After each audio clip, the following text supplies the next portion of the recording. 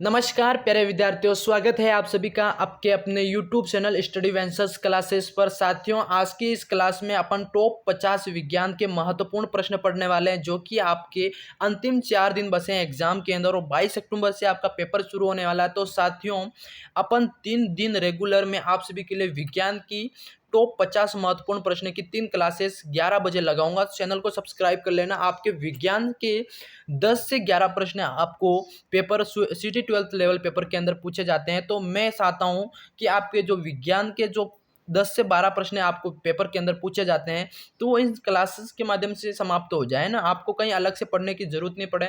विज्ञान के जो महत्वपूर्ण प्रश्न है वही मैं आप सभी के लिए लेके आया हूं।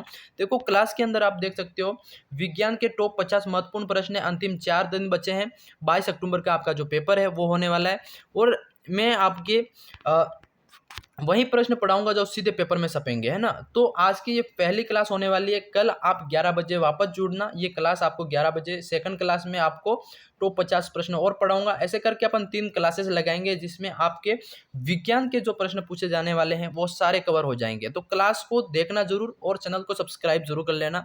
चलिए शुरू करते हैं आज की क्लास शुरू करने से पहले चैनल पे नए तो चैनल को सब्सक्राइब कर देना और वीडियो को अपने साथियों में शेयर जरूर कर देना, है ना। विद्यार्थियों, अपन पढ़ने वाले हैं सबसे पहले आज इन्वायरमेंट मतलब पर्यावरण अध्ययन के बारे में पढ़ेंगे, है ना। इसके जितने भी टॉपिक हैं उससे जितने भी प्रश्न बन सकते हैं वो सारे आज आपको कवर करवाने वाला हूँ। अब आप बढ़ते हैं पहले प्रश्न की तरफ। पहला प्रश्न सभी से पूछा गया साथियों, वेरी वेरी इंपॉर्टेंट प्रश्न है कि ओरण किसे कहते हैं। देखो, ओरण किसे कहते हैं ऐसा बताया है ना। ओरण किसे कहते हैं? ए आपका पवित्र पादप को, बी पवित्र जंतु को, सी पवित्र पर्वत को, या फिर डी पवित्र वन को। सभी साथी बताएंगे कि ओरण क्या है, ओरण किसे कहते हैं। सभी विद्यार्थी बताइए। ओरण की बात करें साथियों तो ये आपका हो जाएगा पवित्र वन। क्या? पवित्र वन, ये आपका ओरण कहलाता है, पवित्र वन। नोट कर लेना, वेरी वेरी इंपॉर्टेंट प्रश्न है। ये आपके एग्जाम के अंदर पूछा जाएगा तो आपको बताना क्या है। डी ऑप्शन आपका सभी का राइट हो जाएगा। पवित्र वन है जिसको ओरण कहा जाता है। अब बढ़ते हैं प्रश्न आपके 2 की तरफ साथियों। प्रश्न 2 पूछा गया है सभी से, काफी ज्यादा महत्वपूर्ण प्रश्न है कि क्षारीय मिट्टी में उगने वाले पौधे क्या कहलाते हैं। देखो, क्षारीय मिट्टी है जिसमें उगने वाले पौधे क्या कहलाते हैं। क्लास को स्किप मत करना साथियों। आपका जो साइंस के 10 से 12 प्रश्न पूछे जाते हैं मैं आप सभी को कवर करवाने वाला हूं, तो क्लास को स्किप मत करना। चैनल पे नए तो चैनल को सब्सक्राइब कर देना जितने भी नए विद्यार्थी जुड़ रहे हैं। देखो, क्षारीय मिट्टी में उगने वाले पौधे क्या कहलाते हैं। ए आपका जीरोफाइट, बी आपका मिजोफाइट, सी आपका हाइड्रोफाइट, या फिर डी आपका हेलोफाइट। साथियों, कमेंट्स में बताओ कि आपके जो क्षारीय मिट्टी में उगने वाले पौधे क्या कहलाते हैं, बताइए सभी जल्दी से। देखो, क्षारीय मृदा में उगने वाले पौधे आपके कहलाएंगे हेलोफाइट, है ना। हेलोफाइट आपका डी वाला ऑप्शन साथियों राइट हो जाएगा। हेलोफाइट, ये नोट कर लेना आप ही। हाँ, ये आपके एग्जाम के अंदर पूछा गया है तो आपको करेक्ट करके आना। हेलोफाइट आपका राइट हो जाएगा साथियों। डी ऑप्शन करने वाले सभी का करेक्ट हो जाएगा। देखो, प्रश्न काफी महत्वपूर्ण रहने वाले हैं। चैनल को सब्सक्राइब कर देना और क्लास को स्किप मत करना। प्रश्न 3 की तरफ बढ़ते हैं। प्रश्न 3 सभी से पूछा गया। देखो, मैं खुद साइंस का स्टूडेंट हूँ साथियों और मैं साइंस से मेरे को अनुभव है, वही प्रश्न मैं आप सभी के लिए लेके आया हूँ। प्रश्न 3 आपके हैं कि विश्व जैव विविधता संरक्षण को से कौन संबंधित है। बताइए सभी, विश्व जैव विविधता संरक्षण से संबंधित कौन, मतलब कौन संबंधित है। तो ए आपका नगोया प्रोटोकॉल, या फिर टोक्यो प्रोटोकॉल, या जेनेवा प्रोटोकॉल, या सिंगापुर प्रोटोकॉल।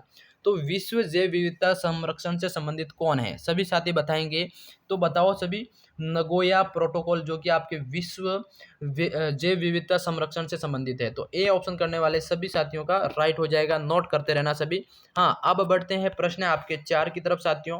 प्रश्न 4 आप सभी से पूछा गया है, क्या है कि जैव विविधता संरक्षण के लिए संयुक्त राष्ट्र संघ ने कितने प्रतिशत भूमि का लक्ष्य रखा है। वेरी वेरी इंपॉर्टेंट प्रश्न है। यहाँ प्रश्न पूछा जाएगा कि जैव विविधता संरक्षण के लिए संयुक्त राष्ट्र संघ ने कितने प्रतिशत भूमि का लक्ष्य रखा है। तो ए आपका 17, बी आपका ए 7 आपका, बी 17 और 25 और 33। बताइए साथियों कितना लक्ष्य रखा है।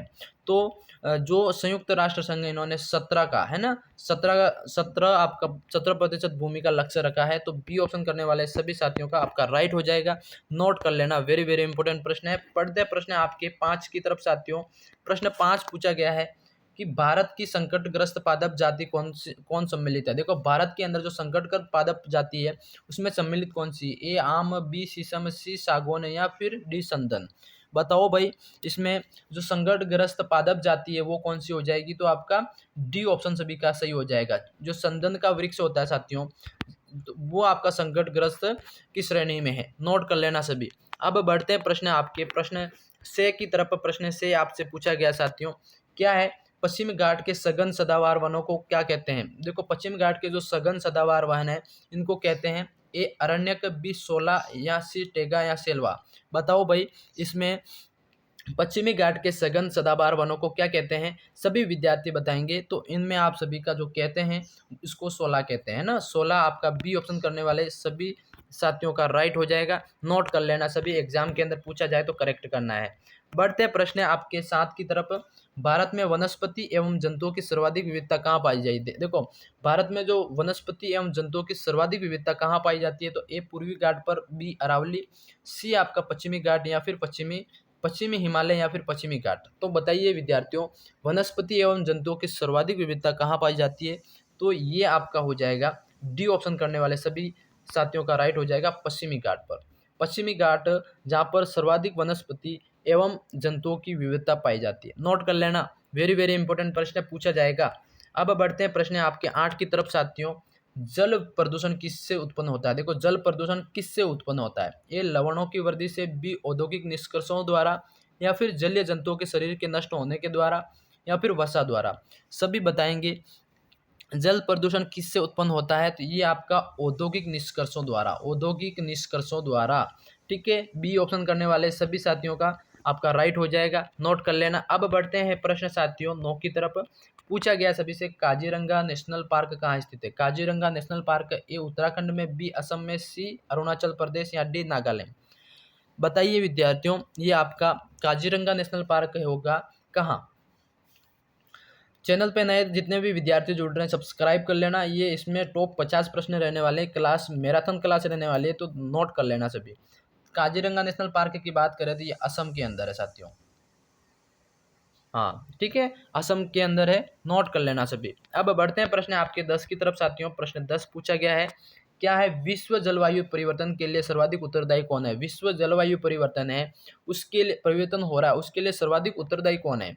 ए ग्रीन हाउस गैसों की वृद्धि या वर्षा की कमी, या सी आपका परमाणु हथियार, या फिर जनसंख्या वृद्धि। साथियों विश्व जलवायु परिवर्तन में जो सर्वाधिक उत्तरदायी कौन है वो बताना है। हाँ बताओ सभी, इसमें सबसे ज़्यादा उत्तरदायी है ग्रीन हाउस गैसों की वृद्धि। ग्रीन हाउस गैसों की वृद्धि हो रही है, इस वजह से आपका जो क्या हो रहा है जलवायु में परिवर्तन आ रहा है दिन प्रतिदिन। तो ए ऑप्शन करने वाले सभी साथियों का इसमें करेक्ट हो जाएगा। प्रश्न सरल लग रहे हैं ना, क्लास को स्किप कर दो, मत करना क्लास स्किप। इसमें आपके प्रश्न अभी 11 ही हुए हैं, इसके पीछे 50 प्रश्न में सोल्व करवाने वाला हूँ ना, उसमें आपके टॉप 50 महत्वपूर्ण प्रश्न, उसमें जो आपका जैविक घटक है, पर्यावरण तंत्र का पूरा सिस्टम समझा रखा है। तो वो क्लास पूरी लंबी होने वाली, तो क्लास को पूरा देखना है ना। क्लास को एक बार अच्छे से शेयर कर दो सभी, सब्सक्राइब कर दो। देखो प्रश्न 11 की तरफ बढ़ते हैं साथियों। है पर्यावरण वायुमंडलीय प्रदूषक गैस कौन सी है। वायुमंडलीय प्रदूषक गैस कौन सी है, ए सल्फर डाइऑक्साइड या फिर ऑक्सीजन, या सी ओजोन या फिर नाइट्रोजन। साथियों बताइए सभी कि वायुमंडलीय प्रदूषक गैस कौन सी है। तो प्रदूषक गैस की बात हो रही है इस पर, तो वो आपकी हो जाएगी सल्फर डाइऑक्साइड। सल्फर डाइऑक्साइड आपका ए ऑप्शन करने वाले सभी विद्यार्थियों का राइट हो जाएगा। अब बढ़ते हैं प्रश्न साथियों, क्लास में ज़्यादा देरी नहीं करेंगे, फटाफट क्लास को सोल्व करेंगे। प्रश्न 12 की तरफ देखो, ग्रीन हाउस गैसों में सर्वाधिक योगदान किस गैस का है। ग्रीन हाउस गैसों में सर्वाधिक योगदान किस गैस का है, तो CFS, ठीक है, या फिर बी कार्बन डाइऑक्साइड, या फिर नाइट्रस ऑक्साइड, या मीथेन। बताइए साथियों ग्रीन हाउस गैसों में सर्वाधिक योगदान किसका है, तो ग्रीन हाउस गैसों में कार्बन डाइऑक्साइड। कार्बन डाइऑक्साइड बी ऑप्शन करने वाले सभी साथियों का इसमें सही हो जाएगा। अब बढ़ते हैं प्रश्न 13 की तरफ। प्रश्न 13 पूछा गया है कार्बन डाइऑक्साइड के उत्सर्जन का प्रमुख स्रोत क्या है। कार्बन डाइऑक्साइड का उत्सर्जन का प्रमुख स्रोत क्या है, सभी साथियों को बताना है। ये जीवाश्म ईंधन दहन, या फिर प्राणियों का श्वसन, या फिर ज्वालामुखी क्रिया, या फिर दलदली भूमियाँ। बताओ कार्बन डाइऑक्साइड का उत्सर्जन का क्या कारण है या स्रोत क्या है वो बताना है। सभी विद्यार्थी कमेंट्स करो फटाफट। देखो इसमें आपका हो जाएगा जीवाश्म ईंधन दहन। ठीक है, आपका ए ऑप्शन करने वाले सभी साथियों का सही हो जाएगा। वेरी वेरी इंपॉर्टेंट, बहुत अच्छा पेपर हो रहा है आपका। अगर ये करेक्ट आंसर आ रहे हैं तो आप सही दिशा में हैं, आपका पेपर अच्छे से जाने वाला है। अब बढ़ते हैं प्रश्न 14 की तरफ। प्रश्न 14 पूछा गया साथियों, ग्रीन हाउस गैसों में सबसे अल्पजीवी क्या है। देखो ग्रीन हाउस गैसों में सबसे ज़्यादा अल्पजीवी मतलब सबसे कम ACFS या फिर कार्बन डाइऑक्साइड, मीथेन या फिर नाइट्रस ऑक्साइड। सबसे अल्पजीवी की बात करें, अल्पजीवी गैस की बात करें तो आपकी मीथेन गैस हो जाएगी। मीथेन सी ऑप्शन करने वाले सभी साथियों को याद रखना है कि ग्रीन हाउस गैसों में से सबसे अल्पजीवी गैस कौन सी पूछा गया तो आपको मीथेन याद रखना है। मीथेन करके आएंगे सभी। बढ़ते हैं प्रश्न 15 की तरफ। पूछा गया है ग्रीन हाउस गैसों में सर्वाधिक जीवन काल किसका है। देखो ग्रीन हाउस जो गैस हैं, ग्रीन हाउस से जो गैसें हैं अपन ने पढ़ी, जिसमें सर्वाधिक जीवन काल किसका है। A carbon dioxide, B nitrous oxide या मीथेन या CFS। बताओ सभी। सर्वाधिक जीवन काल की बात करें तो नाइट्रस ऑक्साइड, नाइट्रस ऑक्साइड जो गैस है साथियों, जो सबसे सबसे सर्वाधिक लंबा जीवन काल है इनका। बी ऑप्शन करने वाले सबका राइट हो जाएगा। अब बढ़ते हैं प्रश्न 16 की तरफ। प्रश्न 16 पूछा गया है साथियों। प्रश्न 16 आप सभी से क्या पूछा गया है, प्रश्न 16 सभी से पूछा गया साथियों, नाइट्रस ऑक्साइड गैस का सर्वाधिक उत्सर्जन किस उद्योग से होता है। देखो क्लास में आगे बढ़ने से पहले चैनल पे नए तो चैनल को सब्सक्राइब कर लेना, जो भी नए व्यूअर जुड़ रहे हैं। और कल इसी टाइम 11 बजे, कल इसी टाइम सुबह के 11 बजे ये क्लास सेकंड क्लास साइंस की ओर आएगी, है ना। तो उसमें 50 महत्वपूर्ण प्रश्न और लेके आऊँगा। ऐसे करके 3 दिन तक आपका रेगुलर साइंस की क्लासेस आने वाली है, तो चैनल को सब्सक्राइब कर लेना। इस क्लास में अगर आपको अच्छा समझ में नहीं आ रहा है तो कोई बात नहीं, क्लास पूरी देख लो। कल और परसों 2 दिन रेगुलर और क्लासेस आएगी, वो भी देख लेना। आपके साइंस के 10 से 12 प्रश्न पूछे जाते हैं, वो कवर हो जाएंगे, आपको अलग से कहीं पढ़ने की जरूरत नहीं है। ठीक है, नोट कर लेना। ये क्लासेस आपके लिए काफ़ी महत्वपूर्ण रहने वाली है। मैंने क्लासेस इसीलिए आपके लिए 3 दिन पहले या 4 दिन पहले लगा रहा हूँ, ताकि आपको एग्जाम के टाइम में अच्छे से याद रह सके। तो सब्सक्राइब जरूर से कर लेना। प्रश्न है आपका, नाइट्रस ऑक्साइड गैस का सर्वाधिक उत्सर्जन किस उद्योग से होता है। ए नाइलॉन उद्योग से या फिर सीमेंट उद्योग से कपड़ा या फिर कागज उद्योग से। तो बताओ भाई, सबसे ज़्यादा नाइट्रस ऑक्साइड गैस का उत्सर्जन मतलब गैस सबसे ज़्यादा किससे निकलती है, तो आपका नाइलॉन उद्योग है, उससे आपका सबसे ज़्यादा गैस निकलती है। नोट कर लेना। अब बढ़ते हैं प्रश्न आपके 17 की तरफ। प्रश्न 17 आपसे पूछा गया है।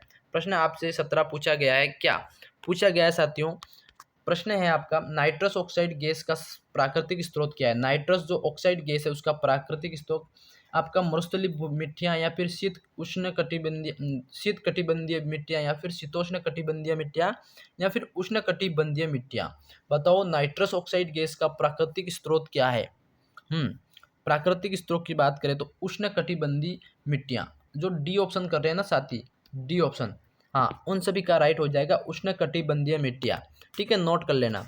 अब बढ़ते हैं प्रश्न आपके 18 की तरफ। प्रश्न 18 पूछा गया साथियों। देखो मात्र रासायनिक क्रिया में किसका निर्माण होता है। देखो मात्र रासायनिक क्रिया में किसका निर्माण होता है, ए मीथेन का, बी CFS का, या कार्बन डाइऑक्साइड या फिर नाइट्रोस ऑक्साइड। तो अब बात करते हैं, CFS का निर्माण होता है। ठीक है, हाँ। अब बढ़ते हैं प्रश्न आपके 18 की 19 की तरफ। प्रश्न 19 पूछा गया साथियों, है आपका ओजोन परत को हानि पहुंचाने वाला घरेलू उपकरण क्या है। जो ओजोन परत है उसकी हानि पहुंचाने वाला घरेलू उपकरण, ए कंप्यूटर, बी टेलीविजन या एयर कंडीशनर या कूलर। बताओ इसमें जो ओजोन परत को जो हानि पहुंचाने का काम करता है वो करता है आपका एयर कंडीशनर। ठीक है, हाँ सी ऑप्शन करने वाले सभी का राइट हो जाएगा। अब बढ़ते हैं प्रश्न आपके 20 की तरफ। प्रश्न आपसे 20 पूछा गया विद्यार्थियों। प्रश्न आपसे 20 पूछा गया है कि पृथ्वी पर इस समय उपस्थित जीवों की उत्तरजीविता सर्वाइवल के लिए सबसे बड़ा खतरा किसका है। ए विकिरण या फिर मरुस्थलीय भवन या फिर आपका वनों को नष्ट करना या फिर